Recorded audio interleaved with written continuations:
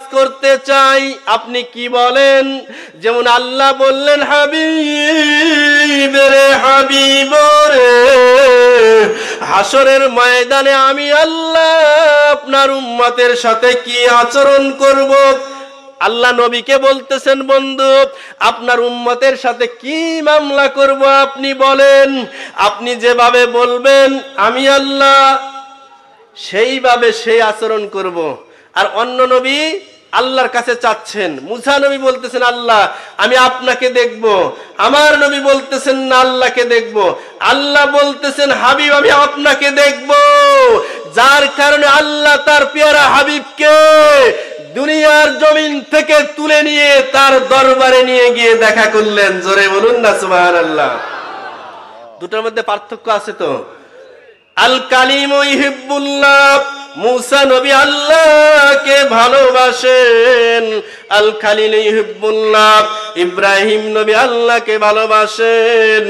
আর হাবিব কাকে বলা হয় শুনুন, ওয়াল হাবিব ইহিব্বুহুল্লাহ, স্বয়ং আল্লাহ তার মাহবুবকে ভালোবাসেন। এবার আল্লাহ বললেন, আয় হাবিব ওই হাসরের ময়দানে 50,000 বছর দাঁড়িয়ে থাকতে হবে। ওই সময় আপনার উম্মতের সাথে আমি আল্লাহ কি আচরণ করব।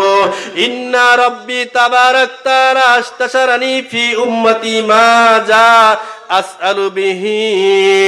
আল্লাহ বললেন, হাবিব আপনি বলে দিন আপনার উম্মতের সাথে কি আচরণ করব। আল্লাহ বললেন, আল্লাহর হাবিব বললেন, আয় আল্লাহ ফাকুল তুমা শিখতা। আল্লাহ আমার উম্মত আপনার বান্দা, আপনার বান্দার সাথে কি আচরণ করলে আপনার ভালো লাগে, আপনার দিলটা শান্তি হয়, আপনি সেই আচরণ করবেন। এর মানে হচ্ছে আল্লাহ শুনতে চাচ্ছে বন্ধুর কাছ থেকে, বন্ধু শুনতে চাচ্ছে আল্লাহর কাছ থেকে। কথা বলেন ঠিক কিনা? আল্লাহ আবার ডাক দেবেন, আল্লাহ বলবেন, আয় হাবিব আপনি বলুন ওই কিয়ামতের দিন, কঠিন দিন, আমি আল্লাহ আপনার উম্মতের সাথে কি আচরণ করব। আল্লাহর নবী বলবেন, না আমি সংক্ষিপ্ত করে নিয়ে আসতেছি। তৃতীয়বার আল্লাহ ডাক দিবেন, আল্লাহ বলবেন, ইন্না রাব্বি তাবারাক তাআলা আস্তাশারানি ফি উম্মতি মা যাসআলু বিহি। আল্লাহ বলবেন, আয় হাবিব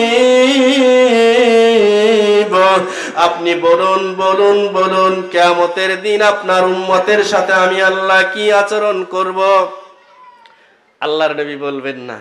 এবার আল্লাহ বলবেন, হাবিব আমি আল্লাহ তো আগেই জানি, আপনি বলবেন না। আল্লাহ জানেন না? আল্লাহ হচ্ছে আলিমুম বিজাতিস সুদূর, আল্লাহ বান্দার অন্তর্যামী, আল্লাহ সব জানেন। আমি জানি আপনি বলবেন না, আমার মুখ থেকে শুনতে চাচ্ছেন, তাহলে শুনুন। লা উকসিমুকা ফি উম্মাতিক ইয়া মুহাম্মদ ওয়া বাশারানি আন্না আউওয়ালা মান ইয়াদখুলুল জান্নাতা মিন উম্মতি ৭০,০০০ মা কুল্লু আলফিন ৭০,০০০ লাহুম লাইসা আযাবুন ওয়ালা হিসাবুন ওয়ালা কিতাবুন।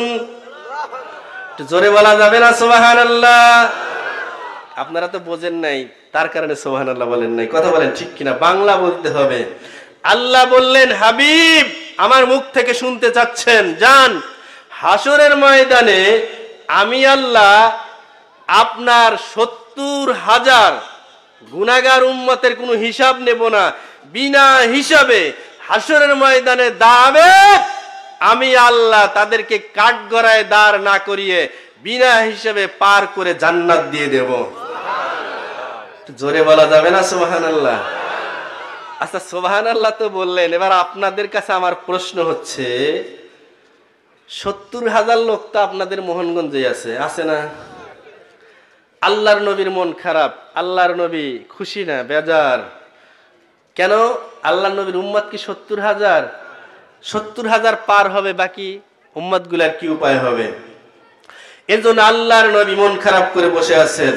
বাবা ওই ৭০,০০০-এর মধ্যে যদি কেউ পড়ে উনি পড়বেন গাউসুল আজম গাউসে সান্দানি কুতুবে রব্বানি মাহবুবে সুবহানি শেখ সৈয়দ আব্দুল কাদের মহিউদ্দিন জিলানী রাহমাতুল্লাহ আলাইহি।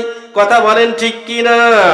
আব্দুল কাদের জিলানী রাহমাতুল্লাহ আলাইহি কত বড় ওলি ছিলেন বাবা, যাকে ওলিদের সরদার বলা হয়েছে। অতীতে যত ওলি ছিল, বর্তমানে যত আছে, ভবিষ্যতে যত আসবে, সমস্ত ওলিদের কাদের উপরে যার পা, তিনি হচ্ছেন আব্দুল কাদের জিলানী রাহমাতুল্লাহ আলাইহি। কথা বলেন ঠিক কিনা? তিনি বলেছেন তামাম দুনিয়াটাকে আমি আব্দুল কাদের জিলানী রাহমাতুল্লাহ আলাইহি হাতের মুঠের ভিতরে সরিষার দানার মতো দেখি। জোরে বলুন না সুবহানাল্লাহ।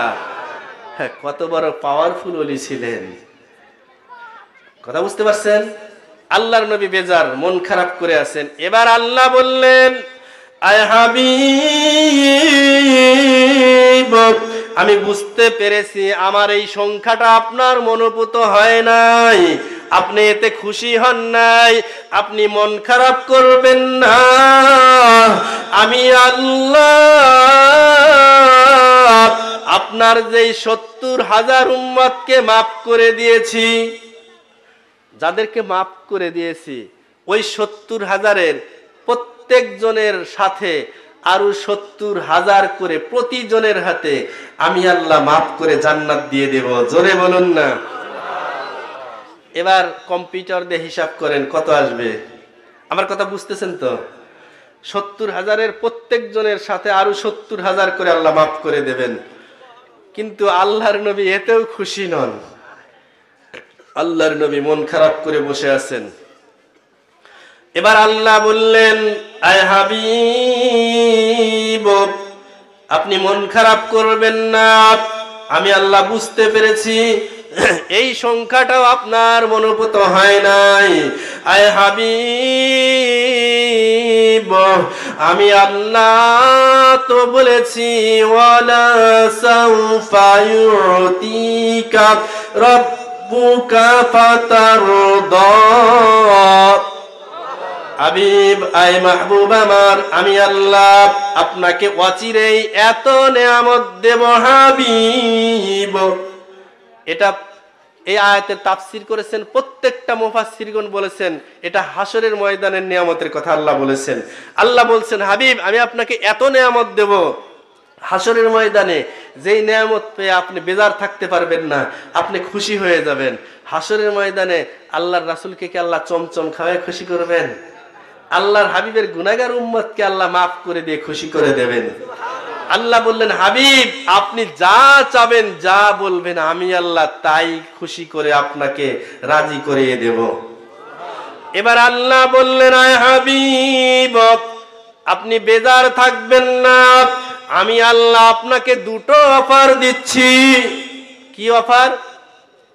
খুইরতু বাইনা আইয়াদখুলা নিসফু উম্মাতিল জান্নাহ ওয়া বাইনা শাফাআ। দুটো অফার। একটা হচ্ছে খুইরতু বাইনা আইয়াদখুলা নিসফু উম্মাতিল জান্নাহ, পৃথিবীতে আপনার যত উম্মত আছে হাবিব, উম্মতের সমস্ত উম্মতের অর্ধেকটা উম্মতকে আমি আল্লাহ বিনা হিসাবে মাফ করে জান্নাত দিয়ে দেব। জোরে বলুন। দ্বিতীয় অফার হচ্ছে বাইনা শাফাআ, আমি আল্লাহ আপনাকে শাফাআতের অধিকার দেব। আপনাদের কাছে এবার আমার প্রশ্ন হচ্ছে, আল্লাহ রাসূল কোনটা নিতে পারেন বলেন তো দেখি? আলহামদুলিল্লাহ, আল্লাহ রাসূল শাফাআতকে নেবেন। আল্লাহ দুটো অফার দিলেন, একটা হচ্ছে অর্ধেকটা উম্মত, আর একটা হচ্ছে শাফাআত। আল্লাহর নবী বললেন, আয় আল্লাহ ফাকফারতু শাফাআত, আল্লাহ অর্ধেকটা উম্মতকে আপনি বিনা হিসাবে জান্নাত দিতে চেয়েছেন, ওটা আমি রাসূলুল্লাহ গ্রহণ করলাম না। আমি রাসূলুল্লাহ, আমাকে শাফাআত দিয়ে দিন, শাফাআতের অধিকার দিয়ে দিন, শাফাআতের পাওয়ার দিয়ে দিন। আল্লাহ পাক রব্বুল আলামিন বললেন, আয় হাবিব, আয় আমার মাহবুব, আমি আল্লাহ আপনাকে শাফাআতের অধিকার দিয়ে দিলাম, শাফাআতের পাওয়ার দিয়ে দিলাম। শাফাতের অধিকার দেওয়া হবে না, দিয়ে দেওয়া হয়ে গিয়েছে, শুধু আনুষ্ঠানিকতাটা বাকি আছে, যেটা হাসরের ময়দানে প্রমাণ হবে। কথা বলেন ঠিক কিনা? এইখানে একটা প্রশ্ন আছে, আপনারা তো প্রশ্ন করলেন না, আল্লাহ প্রশ্নটা করলেন, হাবিব অর্ধেকটা উম্মতকে বিনা হিসাবে জান্নাত দিতে চেয়েছিলাম, ওটাও তো ভালো অফার ছিল, কিন্তু আপনি ওটা না নিয়ে শাফাতের অধিকার কেন নিলেন? এটা কি প্রশ্ন নয়? জানতে ইচ্ছে করে তো? শোনেন, ঘটনা মুখস্থ করে করে ওয়াজ করা হচ্ছে হইলো বাণিজ্যিক মাওলানার কাজ। কথা বলেন ঠিক কিনা? যারা পেশা হিসাবে নিয়েছে, আমরা ওয়াজ করে বেড়াই, পুরো বাংলাদেশ আল্লাহ ঘুরাচ্ছেন, ভারতে আল্লাহ নিচ্ছেন, পেশা হিসাবে না, ওয়াজ করি নেশা হিসাবে। কথা বলেন ঠিক কিনা? কেমনে নেশা কেন বললাম? দুটো কোরআন এবং হাদিসের কথা বলবো, আল্লাহ আল্লাহ রাসূলের কথা বলবো। একটা লোকও যদি হেদায়েত পায়, ওই লোকটার মুখ দিয়ে হাসরের ময়দানে বের হয়ে যাবে, আল্লাহ সদরুদ্দিনের কথা শুনে তোমার জান্নাত আজকে পেয়েছি, অতএব ওকে চাই তুমি আমার সাথে জান্নাতে দিবে, না হলে তোমার জান্নাতে। এই জন্য আমরা ওয়াজ করি, আমরা টাকাও চাই না, দেখিও না, নেও না। কথা বলেন ঠিক কিনা? আমরা ওয়াজ করি, আল্লাহ আল্লাহ রাসূলের গোলামি করি। কথা বলেন ঠিক কিনা? কোথায় যেন কথাটা রেখে আসলাম? শাফাত।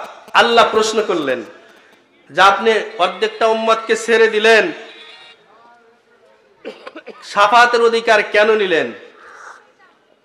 আল্লাহ রাসূল বললেন, আয় আমার রব আল্লাহ, আপনি তো এখানে কায়েদ লাগিয়ে দিয়েছেন, অর্থাৎ শর্ত লাগিয়ে দিয়েছেন, শর্ত জুড়ে দিয়েছেন, অর্ধেকটা উম্মতকে মাফ করে দেবেন, বাকি অর্ধেকটা উম্মতের উপর হিসাব চলবে। কথা বুঝতেছেন? অর্ধেকটা উম্মতকে মাফ করে দিবেন, বাকি অর্ধেক যারা রয়ে গেছে এদেরকে হিসাবের কাঠগড়ায় দাঁড় করাবেন। যারা ঠেকে যাবে, হিসাব যারা দিতে ব্যর্থ হবে, এদেরকে জাহান্নামে নেওয়া হবে। আল্লাহ রাসূল বললেন, রব্বি আল্লাহ, আমার উম্মত যখন গুনাহগার, গুনার কারণে জাহান্নামের হুকুম হয়ে যাবে, আমি রাসূলুল্লাহ যদি অর্ধেকটা উম্মতকে নিয়ে নিতাম, তাহলে বাকি অর্ধেকটা উম্মতের ভিতরে যারা গুনাহগার হবে, গুনার কারণে ওদের উপর যখন জাহান্নামের হুকুম হয়ে যাবে, আপনার জাহান্নামের ফেরেশতারা আমার উম্মতের পায়ে জাহান্নামের বেড়ি লাগিয়ে টানতে টানতে জাহান্নামের দিকে নিয়ে যাবে। আমি রাসূলুল্লাহকে দেখে বলবে, ইয়া রাসূলুল্লাহ, ইয়া হাবিবাল্লাহ, হুজুর বড় বিপদে পড়ে গেছি, বাঁচান বাঁচান। আমি রাসূলুল্লাহ যদি অর্ধেকটা উম্মতকে নিয়ে নিতাম, ওই সময় আমি আর সুপারিশ করতে পারতাম না। এই জন্য আমি রাসূলুল্লাহ অর্ধেকটা উম্মতকে ফেলে দিলাম। শাফাতটা হচ্ছে যারা গুনার কারণে আটকা পড়বে, তাদেরকে রাসূলুল্লাহ হাত ধরে ওইখান থেকে সারিয়ে নিয়ে জাহান্নাম থেকে বের করে নিয়ে জান্নাত দিয়ে দিবেন, এটাকে বলা হয়। আল্লাহর নবী বললেন, আল্লাহ আমি এই জন্য অর্ধেকটা উম্মতকে নেই নাই, যাতে করে আমার উম্মত, যে উম্মত বিপদে পড়বে, আমি রাসূলুল্লাহ ওই উম্মতকে শাফাত করে আমি রাসূলুল্লাহ আপনার জাহান্নাম থেকে বের করে করে করে করে আমি রাসূলুল্লাহ আমার ওই গুনাহগার উম্মতকে জান্নাত দিতে পারি। এই জন্য আল্লাহর রাসূল অর্ধেকটা উম্মতকে ছেড়ে দিলেন, ছেড়ে দিয়ে শাফাতকে নিলেন। তাহলে কি আল্লাহর রাসূল ঠিক করলেন? আমাদেরকে বাঁচানোর জন্যই তো আল্লাহর রাসূল অর্ধেকটা উম্মতকে ছেড়ে দিয়ে শাফাতের অধিকার নিলেন।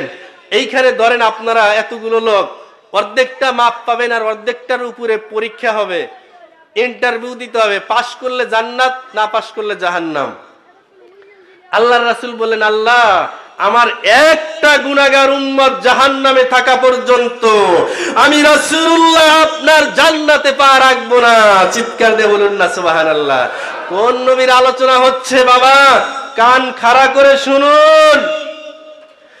সব নবী রাসূল কবরে তার উম্মতকে ভুলে যাবেন, কেউ মনে রাখবে না, একমাত্র আমার আপনার নবী, কুল কায়নাতের নবী, দিন দুনিয়ার বাদশাহ হাবিবুল্লাহ হুজুরে পাক সাল্লাল্লাহু আলাইহি সাল্লাম তার উম্মতকে দুনিয়াতে থাকতেও কেঁদেছেন, ইয়া হাবিব ইয়া উম্মতি। আল্লাহর রাসূল দুনিয়াতেও কেঁদেছেন, যখন ওফাত হয়ে গেল, ইন্তিকাল মুবারক হয়ে গেল, এক সাহাবায়ে রাসূল এসে দেখলেন রাসূলুল্লাহর ঠোঁট মোবারক দুলছে। যারা আহলুস সুন্নাহ ওয়াল জামাতের লোক, এদের আদব হচ্ছে রাসূলুল্লাহর শানে যেটা বলবেন মোবারক, হাত মোবারক, ঠোঁট মোবারক, নাক মোবারক, পেশাব মোবারক, পায়খানা মোবারক। কথা বলেন ঠিক কিনা?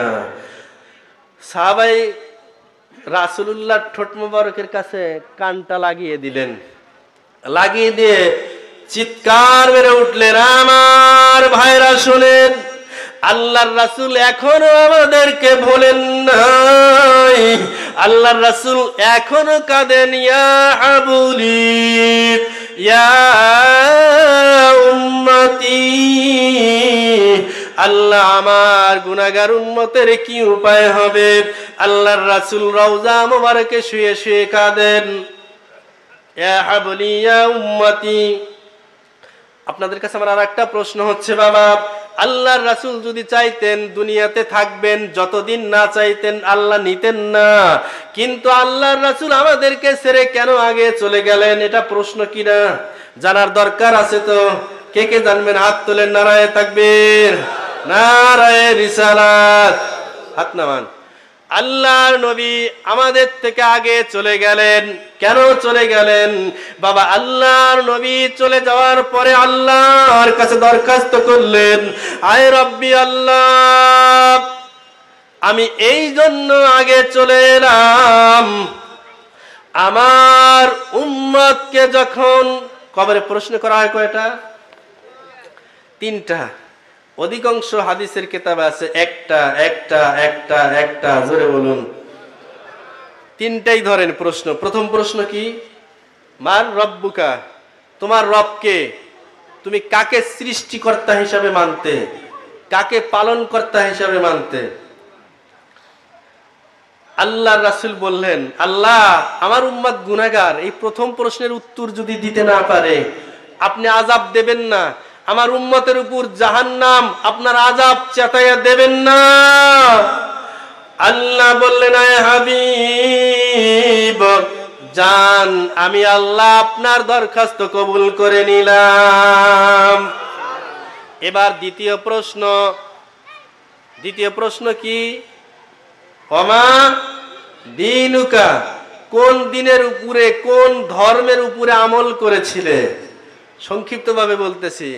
আল্লাহর নবী বললেন, আয় রব্বি আল্লাহ, আমার উম্মত যদি দ্বিতীয় প্রশ্নের উত্তর দিতে না পারে আপনি আমার উম্মতকে আযাব দেবেন না, আমার উম্মতকে তৃতীয় প্রশ্নের সুযোগ আল্লাহ করে দেবেন। এই তৃতীয় প্রশ্নটাই হচ্ছে মূল প্রশ্ন, টার্নিং পয়েন্ট। কথা বলেন ঠিক কিনা?